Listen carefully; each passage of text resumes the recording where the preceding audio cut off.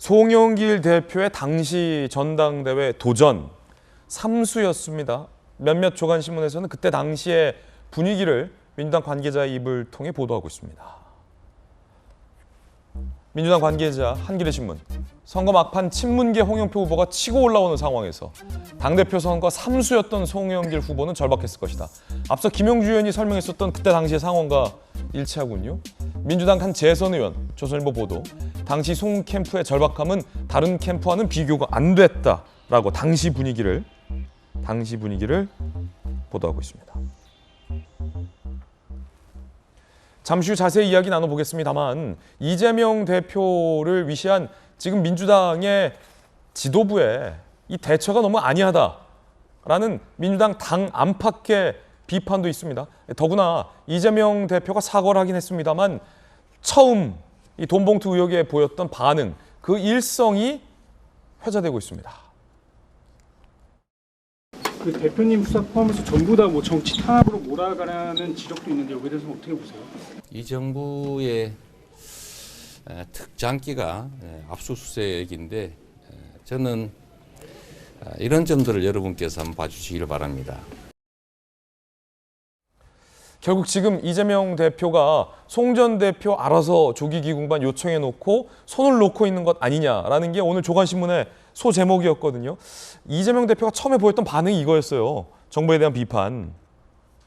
그래서 이게 정말 바로 이게 쌍 리스크입니다. 쌍 리스크요? 이재명 리스크와 더블. 송영길 리스크가 예. 더블 리스크로 가는 거예요. 왜냐하면 첫 일성이 마지막 일성처럼 하라라고 이런 일이 있었을 때 실제로 보면 과거에 정동영 의장 시절에 열린우리당 창당 자금에 불법 자금이 들어왔다는 것 때문에 호화 당사로서 어떻게 총선을 이루냐 해서 저도 그때 열린우리당 시절입니다만 영등포 청가물시장 폐 건물을 개조해서 들어갔던 적이 있었습니다.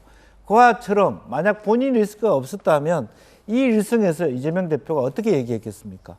바로 이런 일은 절대 있을 수 없는 거고 발본색원하고 국민 앞에 전 국회의원들이 섞고 대제해야 한다. 누가 돈을 받았다 안 받았다의 문제가 아니다.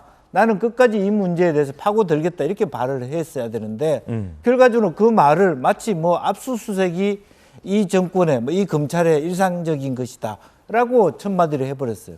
그리고 난 다음에 이틀 뒤에 사과한다고 했지만 사실은 지금 이렇게 얘기할 때가 아니거든요. 전체적으로 말하자면 비상대책회의를 하고 또 하나 어떻게 큰 실수를 했습니까? 실제로 본인한테 수사하는 것은 압수수색하고 정치보복이라고 해놓고 저 솔루션에 대해서는 검찰이 공정하게 수사해 주기를 바란다. 이중잣대잖아요. 공정하게 수사할 수 있는 검찰인데 자기한테 수사하는 것은 보복적이고 편파적인 수사다. 이걸 같은 입으로 하는 거잖아요. 그리고 실제적으로 우리 당도 전체적으로 수사를 하겠다, 조사하겠다 이렇게 얘기를 왜 못합니까?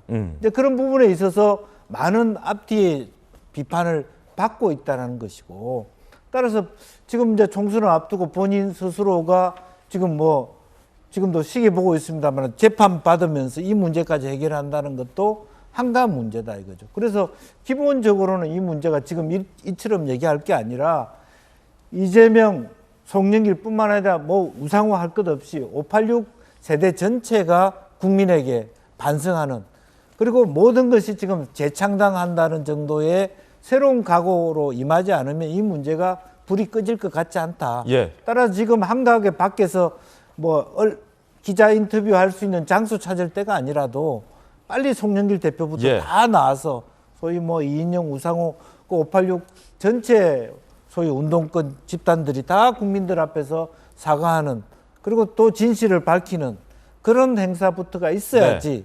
그 다음에 국민들이 한 번 더 용서를 해줄 것인지 말 것인지 하는 그런 지경이다라는 것을 민주당이 직시할 필요가 있다고 생각이 듭니다. 지금 밑에 나가고 있는 한겨레신문 제목을 보면 송은 모르쇠로 일관하고 있는데 민주당은 조기 귀국, 해명, 수습책이 다 꼬이고 있다라는 강한 비판의 기사 제목을 보도하고 있거든요. 전영기 의원님, 네. 이재명 대표가 조기 귀국 요청했지만 조금 무색해졌다라는 비판이에요. 이 비판은 어찌 보면 왜 손 놓고 있냐, 이재명 대표 지도부는 이런 비판도 당내에서 당 밖에서 거세게 제기되고 있는데 지금 송 대표가 시간 끌게 하는 건 아니냐. 라는 상황 속에서 이 대표는 그냥 가만히 계십니까?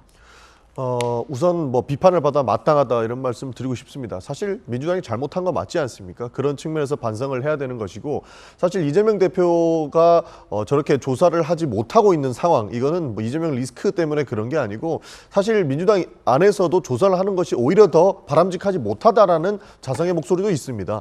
만약 민주당에서 조사를 했는데 그 당사자들이라고 볼 수 있죠. 당사자들이 부인을 한다거나 거짓말을 했을 때에는 뭐 수사라든지 그 다음 단계로 넘어갈 수 있는 그런 방법들이 조금 부족하다는 것이죠. 그렇기 때문에 해당 문제들을 우리가 괜히 뭐 자체 조사를 한다고 했다가 사건의 진실을 더 밝히지 못하고 그런 모습을 보이는 것이 오히려 더 안 좋지 않을까 하는 부분들이 있었습니다.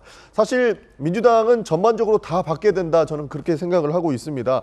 결국에는 우리 아까 자막에서도 나왔는데 뭐 공세우기의 급급한 모습을 보이고 있었거든요. 왜냐하면 이것을 우리가 이런 행동을 하고 있는 것을 송 대표한테 알려줘야지라고 강래구 전 감사가 이야기를 하는데, 어떻게 하면 충성 경쟁을 더해서 나중에 본인의 공이 크게 치유될까 이런 생각만 하고 있다 보니 해당 문제가 터져 나오는 것 같습니다. 그래서 전반적인 개혁이 필요한 상황인가 아닐까 싶고요. 민주당 입장에서는 국민들께 계속적으로 사과하고 반성하는 모습을 보여줘야 되겠다, 저는 그렇게 생각합니다. 지금 국회에서 이재명 대표가 당 대표실을 나갈 때 기자들이 따라 붙었는데 이런 질문을 했어요. 전용기 의원님. 물론 이재명 대표는 아무런 답변을 안 했는데 녹취록에 송영길 직접 관련 정황이 나왔는데 어떻게 보시냐?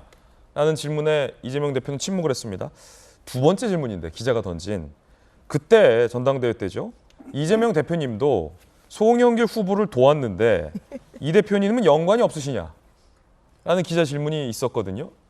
이 대표는 답변을 안 했는데, 전용기 의원님, 네. 그때 이재명 대표가 송영길 후보를 도왔는데 대표님 연관 없으시냐라는 지금 국회 출입 기자의 질문에 대해서 어떻게 보십니까? 국회 출입 기자가 너무 넘친 질문을 한 것 같습니다. 그때 당시에는 이재명 대표는 경기도지사였거든요. 도지사가 정당 내 선거에 어떻게 관여를 하겠습니까?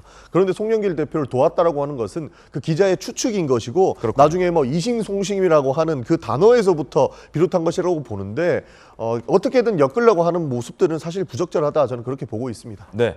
이재명 대표는 당시 송영길 후보를 지원할 수 없었다. 라는 전용기 의원님의 의견까지 들어봤습니다.